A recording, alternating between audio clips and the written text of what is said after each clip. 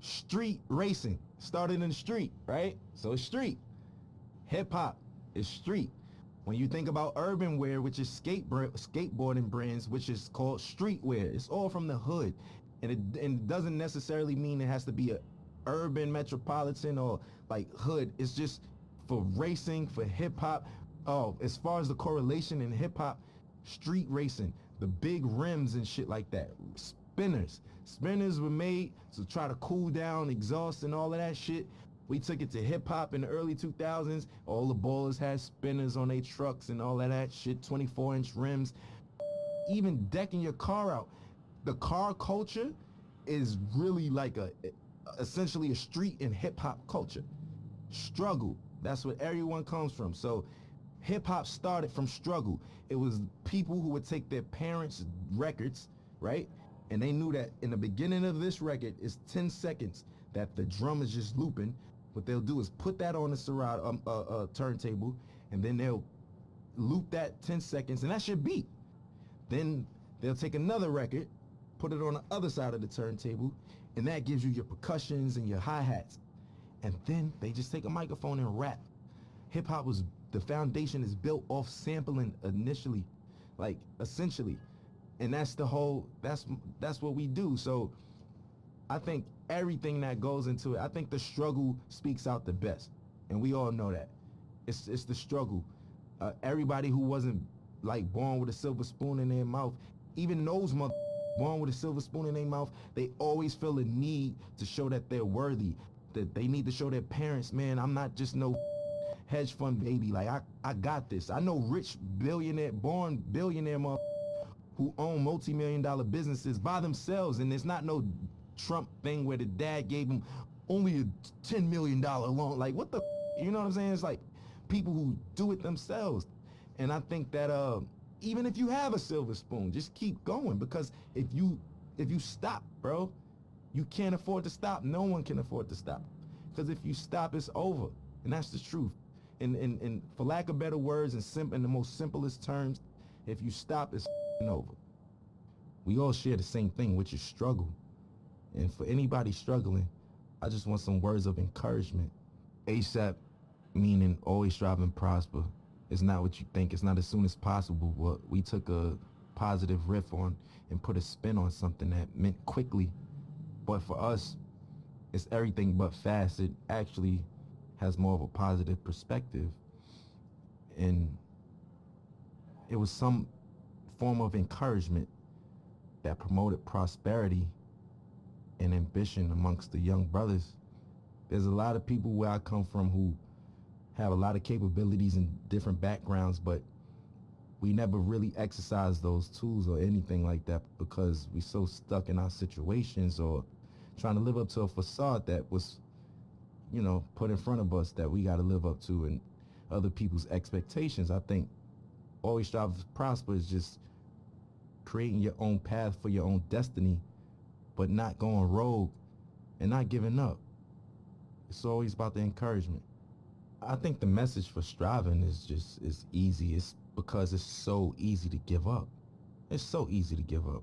You could give up, you could start doing, you could give up and you could just stay at home, or, you know, give up all aspirations. You could give up on life. You could give up on your friends, yourself, your family. I think prosperity is just what we all want in the long end and what we hope for. And that's what we work towards. Because I think this phrase and this crew is supposed to show you that if you strive, you shall prosper. Everybody has some type of support. So, I mean, I don't think that it's wise to try to take on everything as an individual by yourself, but you don't necessarily need a crew. It just worked out for me. We formed this brotherhood and this brothership because we don't have that where we from. You know, every time there's always an organization of guys from the urban community getting together, we labeled as a gang or some type of terrorist party or something like that. You know, we just wanted to do something positive. We're not saints, but at the same time, we're not cold-blooded sinners, and it's really all about just getting your dreams out there, man. And I think that I'm an advocate for that. You know, I advocate for that. I think I'm a catalyst for change. I think I'm a catalyst for, you know, striving and prospering and doing it how you want to do it your way, because everything about me is unorthodox, man. My style, the way I talk and everything, but I mean, it works. And I just want to encourage people to be them, whatever that may mean. And whatever your goal is set to be, to try to accomplish that. That's the purpose of it. And I think that's the pursuit of happiness in life. People don't get to know that I'm human just like them. I go through struggles just like them. I go through frustrations and everything. As far as my accolades and accomplishments go, it wasn't easy, you know. And like I said, I'm just as normal as everyone else when it comes to that matter. People just assume once you're on superstardom that you kind of don't bleed or, you know, or shit or sleep or anything. But for me, it's more so just making it, just showing people that we're all relatable in the same sense, that we all are the same in the same sense, because I deal with everyday struggles just like anybody else. Most of the time, a common person only correlates struggle to economic problems or, you know, financial problems, but everybody has problems regardless of if it's economical or not. So what would you do if you had the mindset that you have now and the knowledge that you've gained throughout the years, and you could kind of like teleport back to your old self back in, you know, 2007 and whatnot? I wouldn't change anything. I think that those struggles is what got me here in the first place, right? And I don't think that my destiny was written in another way. So I kind of feel like the purpose of everything happening is meant to happen in that sense. As far as the keys to the game, and what I will say is that every game, every category, every margin changes. Everything. Some things change back to its original state, and some things change in hybrid to a whole nother state. Or, you know, the evolution keeps going with everything. Some things are in style in the 60s and it comes back in style in the early 2000s, and so, you know, so on and so forth. The game always changes. I think the best thing to do is just try to adapt with that, but still being yourself, you know, because there comes a time and place where I don't think a lot of people, you know, they forgot what it is to be an entertainer for the most part. Nowadays, being an entertainer is more so being a clout chaser, or being somebody, for, you know, lack of better words, somebody that's always in the public eye for no good reasons, for all the wrong things, you know, for all the wrong reasons. And staying true to it. For instance, I'll give you an example of what I mean by that, because that was a vague statement. Nowadays, TikTok is what every artist has to appeal to. Rapper, singer, pop artist. You have to go viral with TikTok. There's artists that don't even have a platform on TikTok, and they're big, you know, such as myself. I'm barely on it. I check it out to, you know, for entertainment purposes like everyone else, but I don't really utilize it for my career as I should be. Now, I'm not opposed to it, but people's music is changing nowadays, and it's more appealing to the algorithm of TikTok. So will it grasp your attention in the first 15 seconds, or would you swipe past it? Will it do this? Will it? All of those factors don't even matter to me, especially when I'm making music, because I know the name of the game is to stay with the time and flow and new swagger and pace of things, because there's always a radical change in whatever you do in any industry. But I'm gonna stay true to myself, because once all of the 6ix9ine and the clout chasing stuff is all said and done, and, you know, those guys can't do shows and this and that and this and that, there's the legacy artists who are there, who knows the difference between changing time and adaptation. And that's the point I'm trying to make. For me, morally, I just want my son to be open-minded, creatively, everything, you know. Personally, I just want him to be open-minded.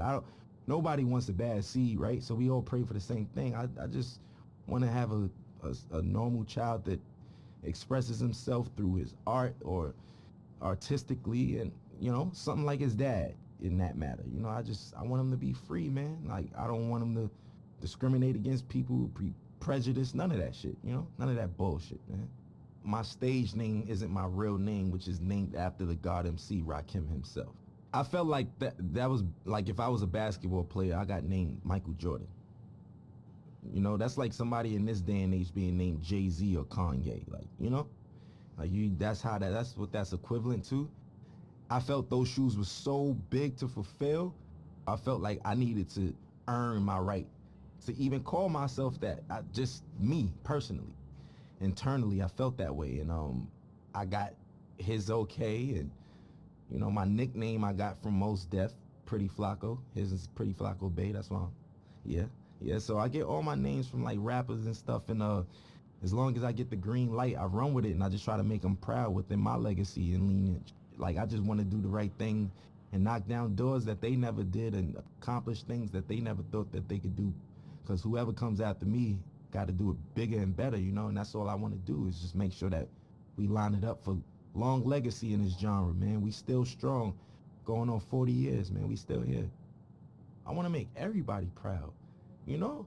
That's just me. I'm eager to do that. I want to make everyone proud, honestly, and even you guys, just being able to say, I worked with that guy. You know what? I respect his shit. I like his shit. I'm proud of that kid. Like, I with him. That's what I want. That's what I'm in it for. That's what I do it for. You know what I'm saying? And that's never going to change. I'm never going to be too egotistical to say, oh, I'm richer than the rappers I was named after, and I did this and that, and I don't give a, that's just whatever. That's just not my motto. That's not my thing. It's not my swag. So for me, I just want to make everybody proud because I'm a student and I'm always learning. And, the gratitude from certain people and individuals and validation is what counts, I grew up in a household of 4 siblings, but in general, there's 14 of us. And yeah, man, it's a lot of us, a lot of responsibilities. I'm the oldest. Yeah, I'm the oldest from my pop's side. So my pops passed away, and here I am with my brothers, and I'm like a dad figure in that sense. So that's why I was like, I kind of been a dad for a while now, technically, It taught me I was just a weird man. I was like different from all of them. I was a strange one, you know what I'm saying? Like, I like the weird shit, like music that people wouldn't even suspect me to like. Like, what kids like Bob Dylan and Buddy Holly and these motherfuckers and shit, you know what I'm saying? Like, listening to Bob Marley and Buju Banton, and I don't know. I'm just, do you, because where we from, it's supposed to just be, yo, I only listen to you know what I'm saying? I only listen to hoodie rap. That's it. I'm a killer. You know what I'm saying? That's the attitude. But now it's just like, if you're not on that, you advocate for and all that. If not, it's just, it's braggadocious shit. Not to say that I don't have that in my rhymes. That's just the culture we come from. But I think that there's more to me than just like that layer of just braggadocious, lackluster shit, that everybody's doing, and the layers go way deeper than that, and I want you to invent your own style, right? On top of that, your rapping capabilities have to be God level. And when I say that, I mean you got to be able to go on your index and pick different flows, different cadences, and also, I think what makes you a really, really, really dope MC today is when so many people from different backgrounds with you and can relate to you or listen to you, and it's just like so many people speak to one demographic or target one demographic, but when you have that wide range of just different people and different backgrounds that come together and can agree upon like the body of work or just that artist in general, I think that's what makes you like God MC and somebody who doesn't do the whole bells and whistles cheat code clout thing. Like, that's just it. I was on my way over here and I was talking to my boy, and we was just talking about how the kids are now like saying like, Future had a way better album than Kendrick Lamar, and nobody want to listen to Kendrick. And I was flabbergasted. Like, what the you know what I'm saying? Like, I'm trying to figure out what day and age am I living in that people's, like, granted, you could like Future over Kendrick, but where do you get off saying Kendrick is ass and his music is mid? Inspiration. That's what makes a dope MC. Look, if you can inspire motherfuckers and shit like that, yes. So individuality, rapping capability, a sign of development and being mature, and last but not least, inspiration, man. If you can inspire, people from different backgrounds and all that shit, and reach on those people, that's what I feel like is like technically God MCs. You know, life throws you lemons. I make Sprite remix while everybody's drinking lemonade and shit. You know what I'm saying? Like, I'm just, I just like to make the best of each situation. You can't stop, man. Life is gonna throw you lemons. There's gonna be days that you just feel like you can't even get out of bed. Today was one of them. You know what? Everybody on the screen laughing and shit, but it's true. It's true though. You know, it's just like it's it's one of those things where what keeps me going is the passion to create. I know that I feel like a genius, right? And I know that's some real self-centered shit to say. Within my own right, what I do, I feel like I mastered a lot of the things that I do. And within those those margins, I feel like I'm a genius in that realm. And I I wake up every day for change, man. I wanna invent something new. I wanna design something new. I wanna say something new. I wanna direct something new. I wanna write something new. I wanna do something that's gonna inspire older than me, younger than me. You know, that's why I want other my age or younger or older to do the same thing. Keep it going. We all gotta be inspired, man. You know, it's just like I'll use this for example. Like if Need for Speed gave up, they would have gave up a long time ago because we got Grand Theft Auto, we got Gran Turismo, we got this, that. What the does that mean? I don't have nothing to do with Need for Speed. You get what I'm saying? I'm trying to make an analogy connect out of this, but you get what I mean? You still keep going, and we gonna make the best out of it. You make the best out of it, not saying, oh, we making the best out of a shitty situation. No, no.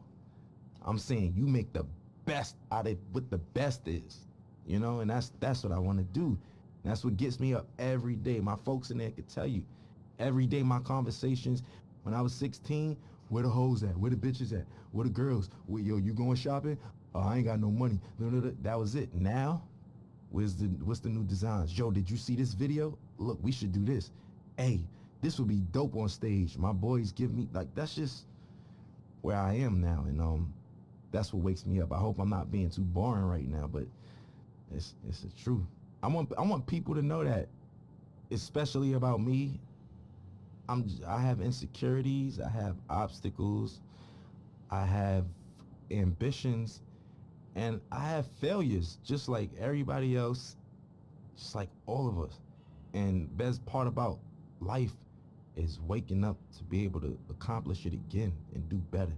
And that's it for me, man. And I know it sounds positive and that's the truth though. And I hate to sound so boring and shit, but it's the truth. You feel me? Like that's it, man. That's what we in it for. And I want to encourage the young motherfuckers and people who even from other cultures that just get into the culture. It's never too late. You know, I just want to encourage people that who all share struggle or is sharing a struggle, even trying to accomplish anything. Man, I just want to give them that ambition, man. Some words of encouragement. Always strive, always prosper, man.